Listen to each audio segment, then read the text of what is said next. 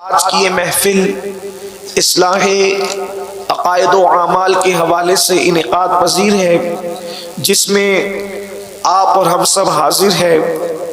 رات کا آخری پہر شروع ہو چکا ہے۔ میرا اللہ میری اور آپ سب کی حاضری کو شرف قبولیت عطا فرمائے، آمین آمین۔ اور اللہ اہل سنت کو شعور عطا فرمائے کہ ہم اپنی محفلوں کو اس وقت ختم کر دیں جب لوگ آسانی کے ساتھ فجر کی نماز کے لیے اٹھ سکیں۔ اتنی دیر تک لوگوں کو جگائیں کہ جو نہیں پڑھتے وہ تو سوتے ہی رہیں، جو پڑھنے والے ہیں اس دن وہ بھی فجر نہ پڑھیں۔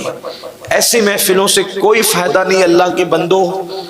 اور جلسہ کرنے والے اور لیٹ کرنے والے اگر اتنا لیٹ کریں کہ فجر پڑھنے والے بھی فجر نہ پڑھیں، تو فجر نہ پڑھنے والے کو اس کا گناہ تو ملے گا، وہ سب کا گناہ جن جن کی فجر جلسے والوں کی وجہ سے گئی ہے، سب کا وبال جلسے والوں کے سر پہ آئے گا۔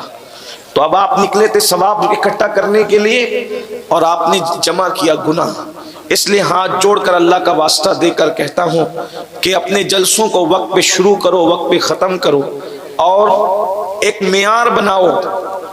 یہاں تک کہ حدیث پاک میں آیا ہے کہ اگر رات بھر نفل پڑھنے کی وجہ سے صرف فجر کی جماعت چھوٹتی ہے تو وہ نفل تمہارے لیے پڑھنے کی اجازت نہیں۔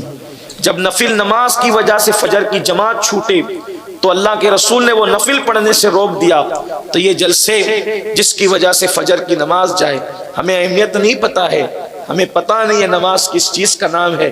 اللہ کے رسول علیہ السلام نے فرمایا کہ مومن اور منافق کے درمیان جو فرق کرنے والی چیز ہے وہ نماز ہے۔ میں کوئی غصے میں نہیں ہوں، کوئی ناراض نہیں ہوں آپ سے، لیکن میں آپ سے عرض کرنا چاہتا ہوں کہ آپ کو نہیں پتا ہے کہ نماز کی اہمیت کیا ہے۔ میرے آقا صلی اللہ علیہ وآلہ وسلم نے فرمایا کہ جس نے صرف ایک وقت کی نماز جان بوجھ کر چھوڑ دی، جان بوجھ کر ایک وقت کی نماز جس نے چھوڑ دی، گویا کہ اس نے ساری دنیا کے انسانوں کو قتل کر دیا۔ ساری دنیا کے انسان کے قاتل کو جو عذاب ملے گا، اپنے ماں باپ کے قاتل کو جو عذاب ملے گا، جان بوجھ کر ایک وقت کی نماز چھوڑنے والے کو وہ عذاب دیا جائے گا۔ میری قوم کو نہیں پتا ہے۔ آپ جانتے ہیں ایک مرتبہ سیدنا فاروق اعظم رضی اللہ تعالیٰ عنہ، فاروق اعظم رضی اللہ تعالیٰ عنہ نے ایک مرتبہ فجر کی نماز پڑھائی، اور نماز فجر پڑھانے کے بعد آپ نے دیکھا کہ ایک صحابی، مشہور صحابی، وہ جماعت میں موجود نہیں ہے، فجر کی جماعت میں موجود نہیں ہے۔ تو اس وقت امیر المومنین، غیظ المنافقین، امام المجاہدین، جانشین دوم فاروق اعظم رضی اللہ تعالیٰ عنہ مسجد سے فارغ ہو کر اس صحابی کے گھر تشریف لے گئے، اور وہاں جانے کے بعد سیدنا فاروق اعظم رضی اللہ تعالیٰ عنہ نے دستک دی، وہ اٹھ کر کے آئے تو مصلی پر ہی بیٹھے ہوئے تھے۔ فاروق اعظم نے پوچھا کہ آج فجر کی نماز تم نے کیوں ترک کر دی اور تم سے فجر کی نماز کیوں چھوٹ گئی؟ تو انہوں نے کہا امیر المومنین، آج میرے دل میں خیال آیا تھا کہ میں نفل نماز پڑھوں، آج رات نفل نماز پڑھنے کا میرا دل چاہتا تھا، میں آدھی رات تک کے نفل پڑھتا رہا، اور نفل پڑھنے کے بعد پھر میں سو گیا، اس وجہ سے میری جماعت چھوٹ گئی۔ جلسے کی وجہ سے نہیں چھوٹی، مشاعرے کی وجہ سے نہیں چھوٹی، نماز نفل کی وجہ سے فجر کی جماعت چھوٹ گئی، وہ بھی نماز نہیں چھوٹی، صرف جماعت چھوٹ گئی۔ فاروق اعظم نے غصے ہو کر فرمایا کہ تمہارے آدھی رات نفل پڑھنے سے بہتر تھا کہ تم عشاء پڑھ کے فوراً سو جاتے اور فجر کی نماز جماعت کے ساتھ ادا کرتے۔ میرے پیارے آقا صلی اللہ علیہ وسلم کے دیوانوں، سنیوں، اپنے حال پر رحم کرو، اپنے حال پہ، اپنے بچوں پہ رحم کرو، اپنی آخرت پر رحم کرو، اپنی قبر کی زندگی پہ رحم کرو۔ یہ دنیا کے اندر یہ سب یہیں پر رہ جائے گا، بڑی بڑی باتیں یہیں پہ رہ جائے گی، بڑی بڑی باتیں یہیں پہ رہ جائے گی، بڑے بڑے ڈائلاگ یہیں پہ رہ جائیں گے، بڑے بڑے محاورے یہیں پہ رہ جائیں گے۔ اللہ اکبر، میرے آقا صلی اللہ علیہ وآلہ وسلم کے فرمان کا مفہوم ہے اللہ اکبر۔ ایک وادی ہے، اس حدیث کو فقیہ ابو اللیث سمرقندی نے اپنی کتاب میں لکھا ہے، ایک وادی ہے، اس وادی کا نام وادی لملم ہے، ایک وادی اس کا نام وادی لملم ہے، اور اس میں اتنی گرمی ہے، اتنے عذاب ہے کہ اتنے عذاب پوری جہنم میں اور جگہ نہیں، سب سے زیادہ عذاب وادی لملم کے اندر ہے۔ اللہ کے حبیب علیہ السلام فرماتے ہیں جو وادی لملم ہے اس میں موٹے موٹے بچھو، اور وہ بھی اتنے موٹے موٹے جیسے اونٹوں کی طرح، اونٹ کی طرح بچھو موٹے نہیں ہوتے، بچھو تو صرف ہاتھ بھر کے ہوتے ہیں یا انگوٹھے بھر کے ہوتے ہیں، بالشت بھر سے زیادہ کبھی بچھو نہیں دکھتے، لیکن اللہ کے حبیب غیب کا نبی صلی اللہ علیہ وآلہ وسلم نے ارشاد فرمایا کہ اونٹ کی طرح، بختی اونٹ کی طرح موٹے موٹے بچھو ہیں، اور ان کی لمبائی 1 مہینے کی مسافت ہے، یعنی 1 مہینے لمبائی میں انسان جتنا دوڑ سکتا ہے یا گھوڑا جتنا دوڑایا جا سکتا ہے اتنے لمبے لمبے بچھو ہیں، اور ان کے منہ میں 70 ڈنک ہے، 70 ڈنک، اور ہر ڈنک کے ساتھ ایک زہر کی تھیلی ہے، جب وہ کسی کو ایک ڈنک ماریں گے تو 70 سال تک کے وہ زہر اس کے جسم میں گھومتا رہے گا، 70 سال تک کے وہ زہر اس کے جسم میں گھومتا رہے گا۔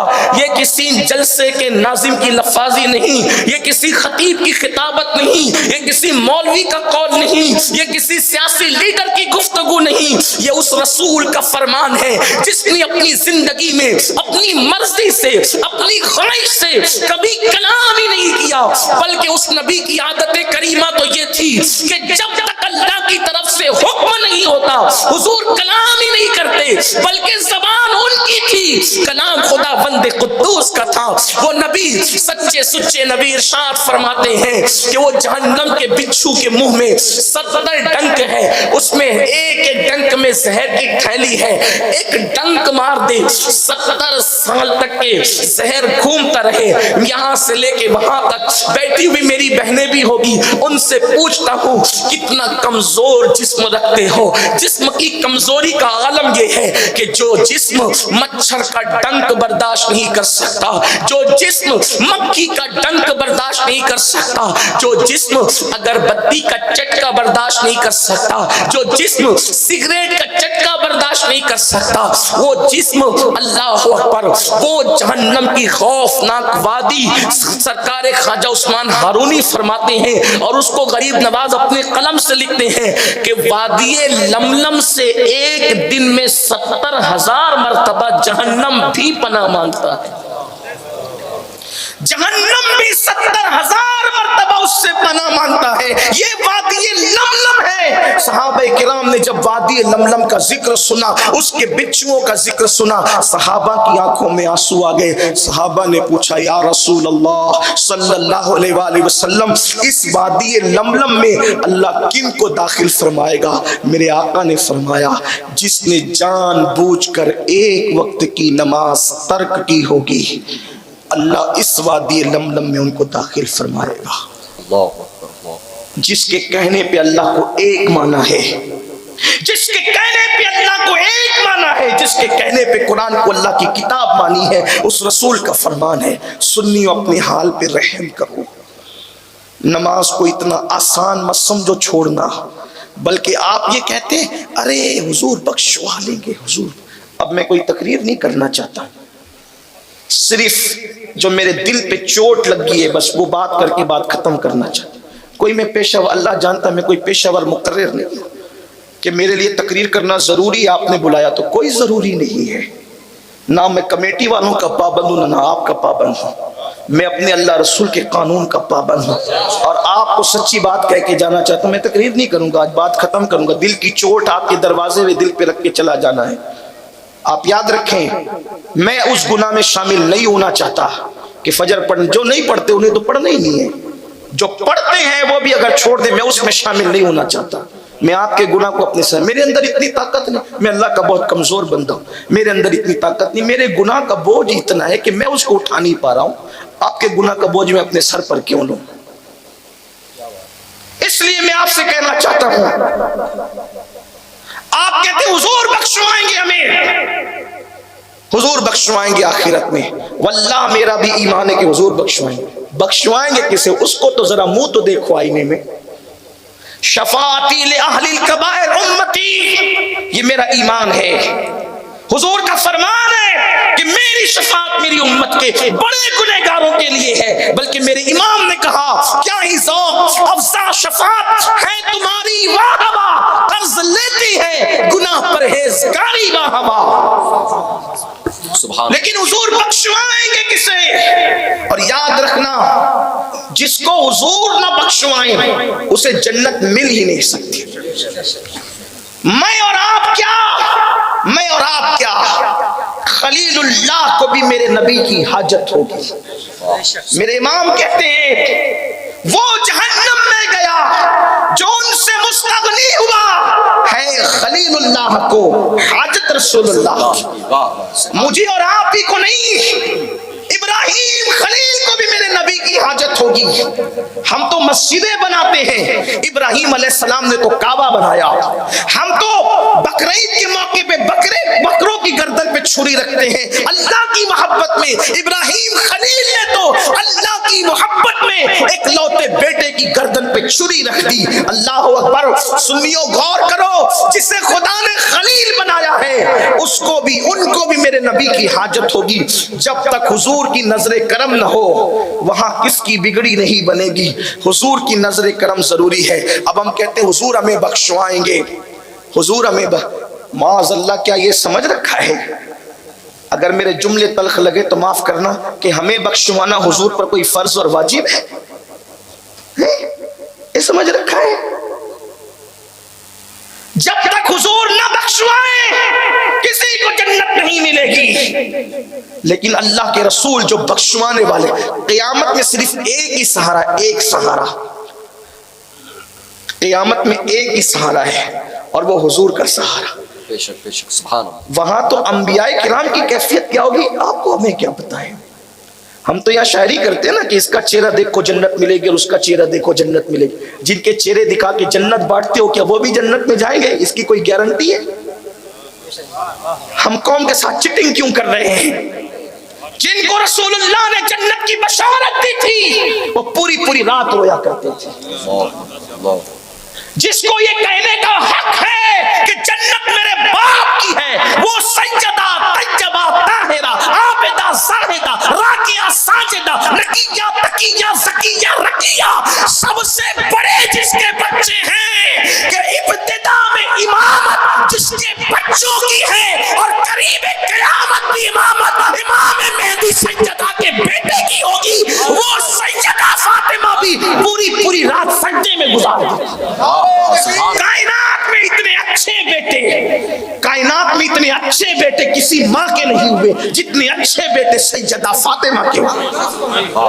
حسن ان کے بیٹے، حسین ان کے بیٹے، زین العابدین ان کے بیٹے، باقر ان کے بیٹے، جعفر صادق ان کے بیٹے، موسیٰ کاظم ان کے بیٹے، علی رضا ان کے بیٹے، امام نقی ان کے بیٹے، سیدنا تقی ان کے بیٹے، حسن عسکری ان کے بیٹے، غوث العظم ان کے بیٹے، غریب نواز ان کے بیٹے، وارث دیوا ان کے بیٹے، بدیع الدین ان کے بیٹے، مخدوم اشرف ان کے بیٹے، اللہ اکبر، سرکاران قلبی ان کے بیٹے، اللہ اکبر۔ اور جس امام مہدی کے پیچھے عیسیٰ علیہ السلام نماز پڑھیں گے وہ مہدی بھی سیدہ فاطمہ کے بیٹے۔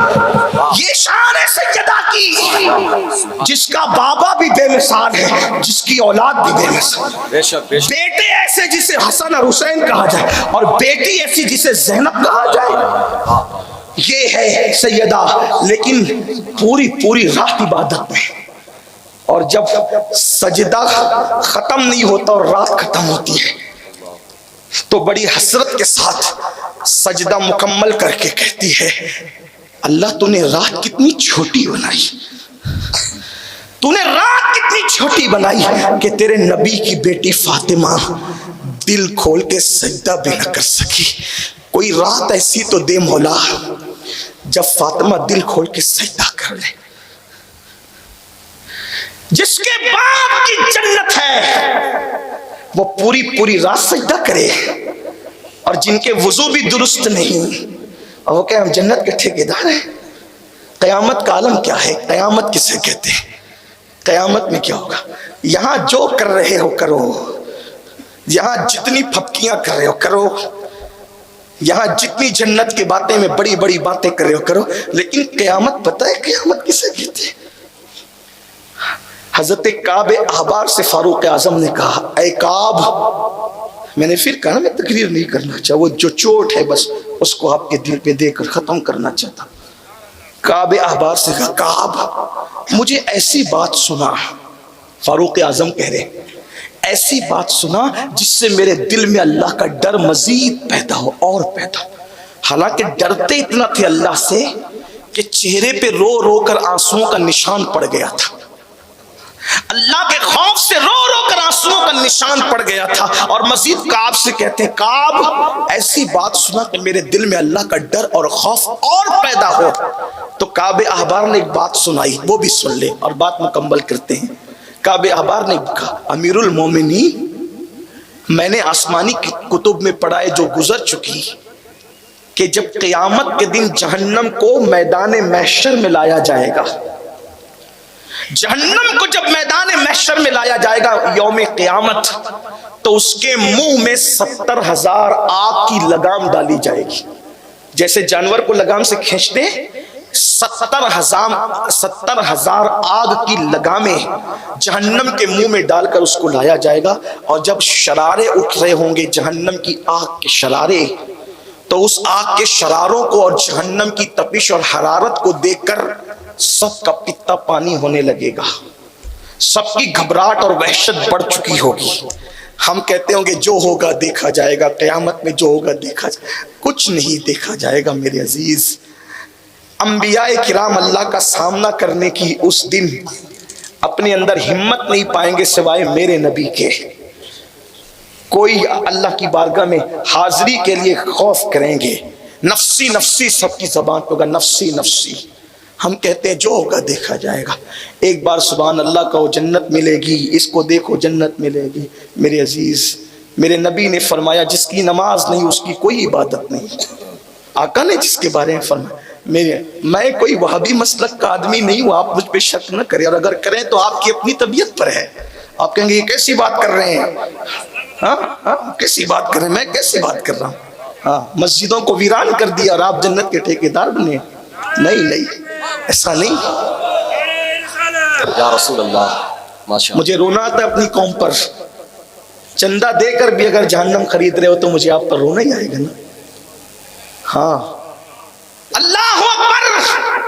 کعب احبار کہتے جب جہنم کو لایا جائے گا 70,000 لگامیں ڈال کر لوگوں کے پتے پانی ہو رہے ہوں گے، لوگوں کے چہرے پہ ہوائیاں اڑ رہی ہوگی اور لوگوں کا تو کوئی بیان ہی نہیں۔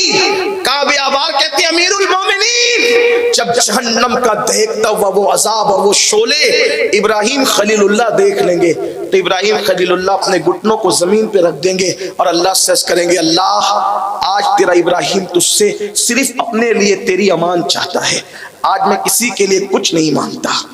جس نے اللہ کی محبت میں اپنے بیٹے کی گردن پہ چھری رکھی تھی، جس نے اللہ کے حکم پر بیوی بچوں کو وادی غیر ذی زرع میں چھوڑ دیا تھا، جس نے کعبہ بنایا تھا، کعبہ جو اللہ کی محبت میں آگ میں کود گیا تھا، اس دن ابراہیم خلیل جیسے پیغمبر اللہ کے خوف سے گھٹنے زمین پہ رکھیں گے، آج میں تیری امان چاہتا ہوں، مجھے امان دے۔ سوچو کہ ابراہیم علیہ السلام کے پاس عبادتیں نہیں، عبادت والے لوگ، بلکہ عبادت تو اپنی جگہ ہے، معصوم لوگ جنہوں نے ایک سیکنڈ بھی اللہ کی مرضی کے خلاف نہیں گزارا، وہ ابراہیم خلیل بھی کہیں گے آج امان چاہیے۔ ہمارا کیا حال ہوگا؟ زنا کے اڈوں کو آباد کرنے والوں کا کیا حال ہوگا؟ شراب کے اڈوں کو آباد کرنے والوں کا کیا حال ہوگا؟ داڑیاں مڈا کر گٹروں میں پھینکنے والوں کا کیا حال ہوگا؟ قیامت میں جو ہوگا دیکھا جائے گا۔ پہلا اور آخری امتحان ہوگا، دنیا کے امتحان میں ناکام ہو جاؤ پھر موقع ملے گا امتحان دینے کا، قیامت کے امتحان میں ناکام ہو گئے سیدھا جہنم، اس کے بعد کوئی چانس نہیں، فرسٹ اینڈ لاسٹ چانس ہوگا۔ سنیو، جتنا پچھتانا ہے پچھتا لو، جتنا رونا ہے رو لو، جتنا احساس کرنا ہے کر لو۔ خلیل اللہ اپنے گھٹنے زمین پہ رکھ کے کہیں گے مجھے امان دے دے اللہ، میں اپنے لیے امان چاہتا ہوں۔ کعب احبار کہتے ہیں امیر المومنین، صرف خلیل اللہ کا یہ حال نہیں ہوگا، موسیٰ کلیم اللہ وہ جہنم کا عذاب دیکھ کر اللہ سے کریں گے اللہ तू मुझे जो प्यार की बातें करता था, मीन जानिबि तूरिल अयमन व क़र्रबनाहु नजिया, के मूसा जरा तू तूर के दाईं तरफ आ ताकि मैं तुझसे प्यार की बातें करूं, सरगोशी करूं। अल्लाह तू मुझसे जो प्यार की बातें करता था ना मेरे मौला, उसी कलाम का वास्ता आज अपने कलीम को, मूसा को तू अमान दे दे। मैं आज किसी के लिए कुछ नहीं मांगता। फारूक आजम और रो पड़े। ये नबियों का हाल होगा क़यामत में, ये क़यामत में, ये इब्तिदाई हाल है क़यामत का, मैदान महशर का। फिर कहते काब अमीरुल मोमिनीन ईसा अलैहिस्सलाम अपना सर जमीन पे रख के अल्लाह से अर्ज़ करेंगे, अल्लाह आज तेरे ईसा को तू अमान दे दे। ईसा सिर्फ अपने लिए अमान चाहता है। ईसा अलैहिस्सलाम कहेंगे मौला आज मैं मेरी मां मरियम के लिए भी तुझसे कुछ नहीं मांगता, आज मैं मेरी मां मरियम के लिए भी तुझसे कुछ नहीं मांगता, तू सिर्फ तेरे ईसा को अमान दे दे। मेरे आका अलैहिस्सलाम के दीवानों, मासूम लोग, अल्लाह के महबूब लोग, अल्लाह के बरगजीदा बंदे क़यामत में इस अंदाज से अल्लाह की बारगाह में सुजूद नियाज और आजिज़ी पेश करेंगे, और ये उनकी मेराज है। वल्लाह वो कतन जन्नती है, यकीनन जन्नती है। खुदा की इज्जत की कसम, मेरा अकीदा है जैसे जन्नत का होना यकीनी है, वैसे इन बुजुर्ग हस्तियों का जन्नती होना यकीनी है। लेकिन कितनी आजिज़ी, कितना खौफ, कितनी खशियत होगी। अब बताओ, खलील ऐसे कर रहे होंगे, मूसा कलीम ऐसा कर रहे होंगे, ईसा कलेमतुल्लाह रूहुल्लाह कह रहे होंगे, मौला आज मैं मेरी मां मरियम के लिए भी तुझसे कुछ नहीं मांगता, सिर्फ मैं तुझसे अपने लिए अमान मांगता हूं। सुन्नियों बताओ, उस दिन नबी की चौखट को हम ढूंढेंगे, हुजूर को तलाश करेंगे, हुजूर को ढूंढेंगे। अल्लाह अकबर कर जाने वाले इस नबी के पास, उस नबी के पास, उस नबी के पास जाएंगे, सब कहेंगे इज़हबू इला गैरी, इज़हबू इला गैरी, मेरे सिवा और किसी के पास जाओ, और किसी के पास जाओ, और किसी के पास जाओ।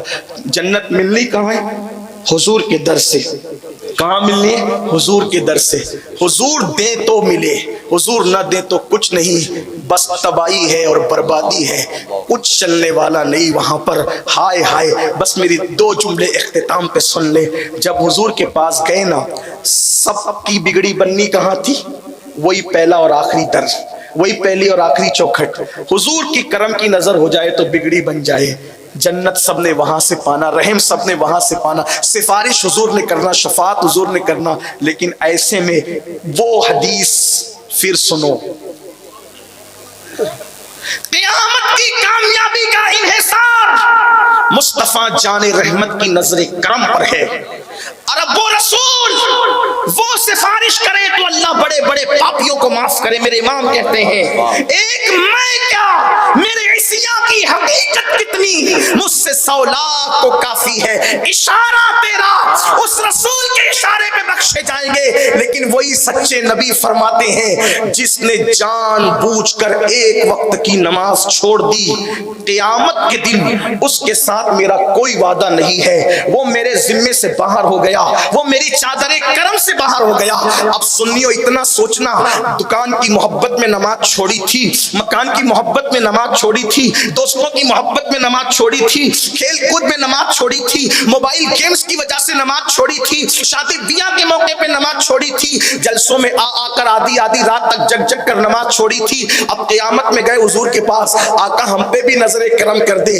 अल्लाह न करे, 1000 बार न करे, करोड़ बार न करे, अल्लाह किसी दुश्मन को भी वो दिन न दिखाए कि हुजूर उससे मुंह फेर ले और मुंह फेर कर कहें, बदबख्त, क्या तूने मेरा फरमान नहीं सुना था कि जिसने एक वक्त की नमाज जानबूझकर छोड़ दी, उसके साथ मेरा कोई वादा नहीं है, उसके साथ मेरा कोई वादा नहीं है, और वो मेरी चादर रहमत से, मेरे जिम्मे करम से बाहर हो गया है। अल्लाह न करे हुजूर मुंह फेर ले, कहाँ जाओगे, किसके दरवाजे पे दस्तक दोगे, कहाँ पर दामन फैलाओगे, कहाँ पे भीख मांगोगे?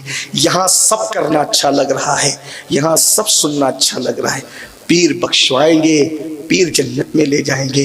अरे नमाज छोड़कर गौस पाक भी तुझे न बख्शवाएंगे, क्योंकि गौस पाक तो हम्बलीउल मसलक है। गौस पाक कहते हैं, बेनमाजी मर जाए तो उसको मुसलमान के कब्रिस्तान में दफन मत करो। जो गौसे पाक बेनमाजी को मुसलमान के कब्रिस्तान में देखना पसंद नहीं करते, वो गौसे पाक बेनमाजी को अपने सिलसिले में देखना कैसे पसंद करेंगे? इसलिए सच्ची सच्ची बातें करो, अच्छी अच्छी बातें करो। अगर आपके पता नहीं आपके गांव का नाम क्या है, आपको चरखारी वालों, अगर मेरी बातों की جو وہ شوخیاں آپ کو اچھی نہیں لگی تو آپ مجھے آئندہ چاہے نہ بلانا، لیکن آپ کی بھلائی کی بات کر جاتا ہوں، خدا کے لیے کبھی نماز ترک مت کرنا، کیونکہ رسول اللہ علیہ الصلوۃ والتسلیم نے حضرت ابو ہریرہ سے کہا تھا، اے ابو ہریرہ جو نماز چھوڑ دے تو اس کو اپنے پاس مت بٹھانا، کیونکہ جب جو نماز چھوڑ دیتا ہے مسلسل اس پر اللہ کی لعنت برستی رہتی ہے۔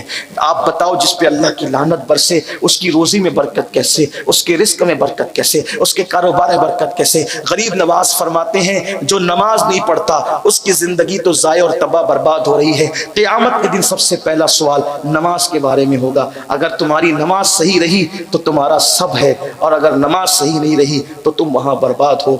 اللہ تعالیٰ اس بربادی سے مجھے آپ سب کو بچا لے۔ میں تو لوگوں سے اتنا کہتا ہوں ہماری پڑھی ہوئی نماز کا یہ حال ہے، ہماری پڑھی ہوئی نماز کا یہ حال ہے، اگر اللہ ہماری پڑھی ہوئی نماز کا حساب لے لے تو ہم اللہ کو جواب نہیں دے سکتے، کیونکہ نہ ہمارا وضو درست ہے، نہ غسل درست ہے، نہ رکوع درست ہے، نہ سجود درست ہے۔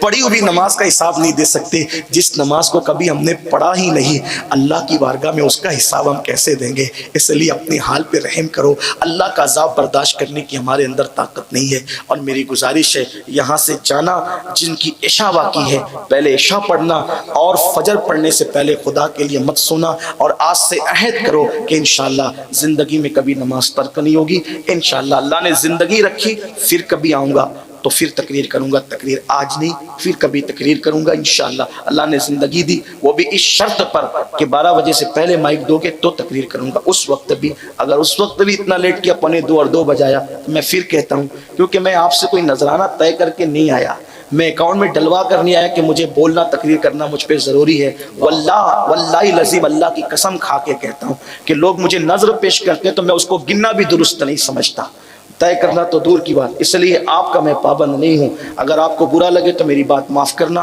کمیٹی والوں سے کہتا ہوں آئندہ بلانا تو مجھے وقت پر اس وقت مائک دینا جب لوگوں کی فجر کی نماز خطرے میں نہیں ہو، پھر انشاءاللہ بیان کروں گا، آپ سنیں گے۔ ویسے بھی بیان آپ اتنا اچھا سن چکے ہیں کہ آپ کو کسی دوسرے بیان کی اب ضرورت نہیں ہے۔ اللہ تعالیٰ ہم سب کو توفیق عطا فرمائے، گفتگو کے درمیان کوئی غلطی اللہ معاف کرے، میرے جملے تلخ لگے ہوں اگر آپ کا دل دکھا تو آپ مجھے بھی معاف فرمائیں۔ السلام علیکم۔